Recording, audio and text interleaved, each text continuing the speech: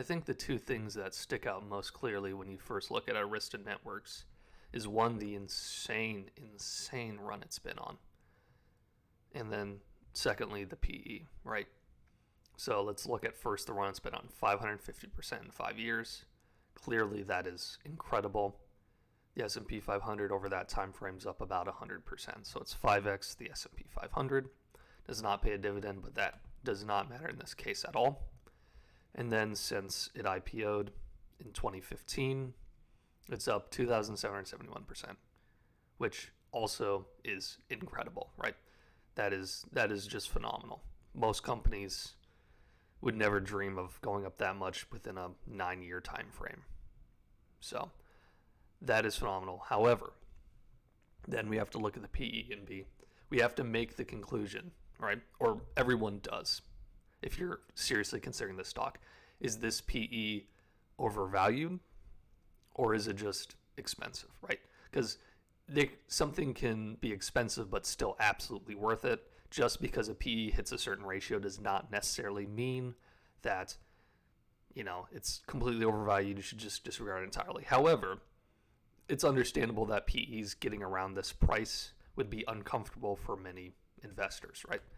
I'm not going to refute that. Let's take a little bit of a look at forward PE, because PE can sometimes be deceptive. So we're expecting 48 forward PE. However, they have a pretty good track record, at least recently, of beating the estimates. So we could probably, if we're not being conservative and we're looking at it maybe realistically, maybe we're looking at closer to 45 here, right? But also, some of you, Arista Networks isn't one of the, it's a huge company, right? But it's not one of the, everyone knows what Coca-Cola does, right?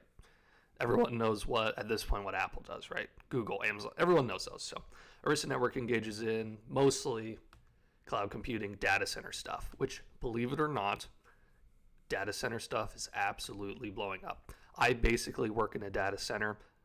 It's a Bitcoin mine, so technically not a data center like traditional, right? But it's basically the same thing. You just got a bunch of computers, and that is going to be more and more and more and more common, right? Everyone's building huge data centers. Microsoft, Google, Amazon Web Services, Meta. Everyone has them, right? There's actually quite a few relatively in my area, so I know this firsthand. Their data centers are going to be more and more important. So personally, I believe the PE ratio is this high for two reasons. And I don't think this is anything profound. This is just kind of diagnosing what it is. A, the insane amount of growth, right? When you go up, 200 or 2,700% over the course of 9 years, that's going to draw some eyeballs. And if you are looking forward to say, hey, we're still growing, right? Maybe not at that rate, but if you're a company that has this track record, along with still growing, you're going to demand a very high multiple. It's just going to happen, right? And I know a lot of the growth has happened. I mean, it's up 113% just this year. So last year, looking at, half that, 27. So but still 13x over 8 years is still insane, right? Still insane. So because of the insane growth, you're demanding this multiple, but also because the field is in such high demand, it's growing, everyone expects there to be more of them. Now, not every data center just uses Arista Networks. From what my understanding is, I'm not an expert on this company, right? I would love to do a deep dive on a video like this, but I would want to make sure, I'm still a growing channel and, there's limited time and I only get so many views. But anyways, so with those two things, with data centers being in high demand, right? And then along with the insane growth, this is going to demand a higher PE. Now, is it worth it at 51 PE? 46 for PE, maybe 45 if we're generous, right? I don't know. It depends on what you are looking for. If you are looking for a company that you can hold for 5 to 10 years, I'm not saying it will do well over that, but I'm saying if that's your mindset, I want to own this company and I want to hold it for the long term, right? I think you're going to be just fine.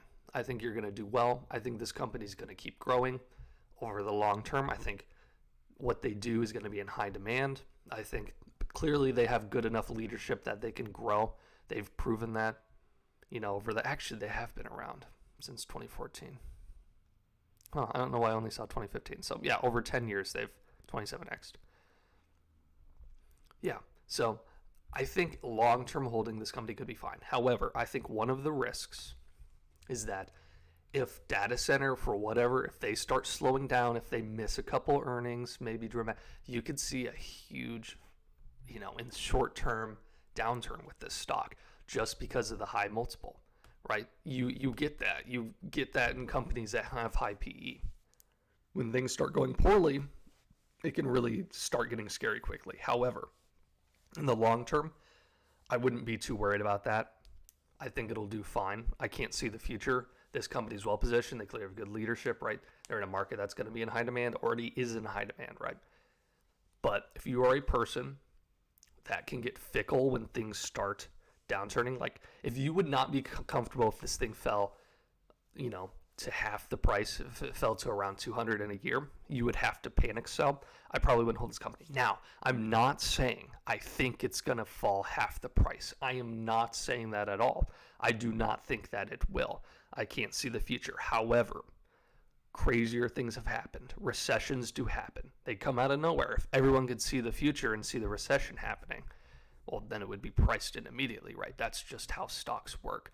The realistic thing of how stocks work is when companies that have high PE, are riskier, carry higher debt, are in tech, those things fall when the market falls, and they fall more than the average company, right? What's going to fall more if there's a recession? Procter & Gamble or Arista Networks, whatever. It's not going to be Procter & Gamble. So, or if you miss a couple times, right? We just saw it with ASML. They had an okay earnings. You can watch the video on it if you don't believe me. They guided for 7 to 17% higher revenue the next year. And they said other semiconductor stuff is going to slow down, and yet their revenue's growing, which means in the long term, if the other semiconductor stuff picks up and AI keeps growing, they're going to do phenomenal. They guided 7 to 17% higher, but they missed analyst expectations. And it fell 22% in 2 days. It's gone back up. It's only down 15% from earnings-ish, right? But that is a risk. That is something that just happens with stocks when they command higher values. However, if you are a long-term holder, you could, it's expensive, right? It's still going to probably take a while. You may run sideways for years. But if you want this company for the long-term value that it holds, the growth potential, right? $124 billion in this market is not that high. There's going to be trillions of dollars poured into data centers over the next decades. Certainly, probably over the next decade, but certainly decades, right? So if you're looking at a long-term hold and you're willing to take the expense, people are paying for that. This is what people are paying right now. So it's what you're probably going to have to pay. If you own the stock already, which if you're watching this video, you likely do, right? Most of you probably searching this have interest in it, know about the company. And if you got in earlier, right? Or even recently, if you got in earlier though, and you're worried, just sell a little bit, right? Sell maybe, like it said, this is investment advice. That's probably what I would do. I own AMD, right? I bought it years ago. I have some for about 80, 80, what they call that? I'm blanking on it, but I own shares at about 80. I held it down to like 50.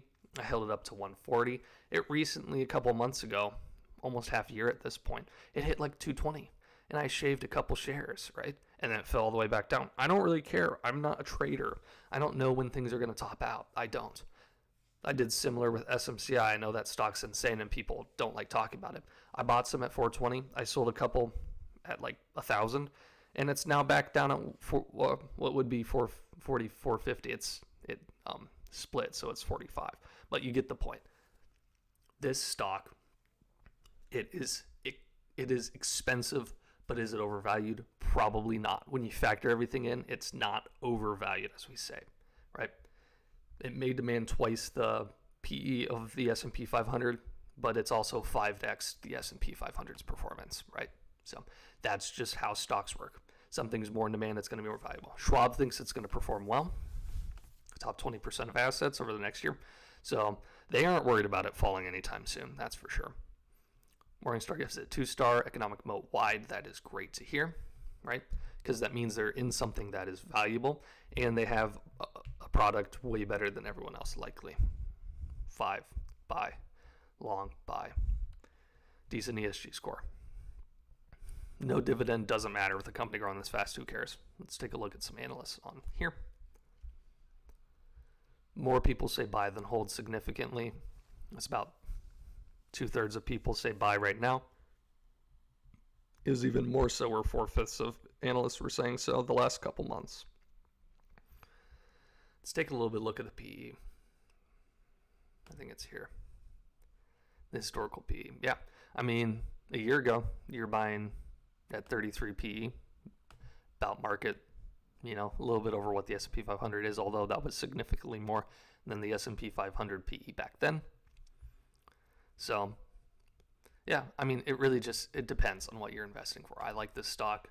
Do I own it? I personally don't at this point, not because I don't like it, but because capital is finite, right? We don't all have $10 million to throw at stocks, right? I'm not saying that as a bad thing. It's just realistic. That's where I am right now, right?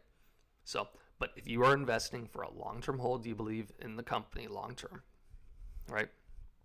It wouldn't be terrible to start buying around this point. It's almost never not worth it to buy a company. Maybe like, Tesla, right? Tesla, when it was at like 260 back in 2021 or whatever, PE, right? That was a little bit extreme. But good companies with growth records in great industries are not something you have to be worried about. I don't think so, other than the fact that you don't panic if it goes down. Like I said, I've held companies. I bought TSM, and I wrote it down to 60. 2 years later, I was halved my value.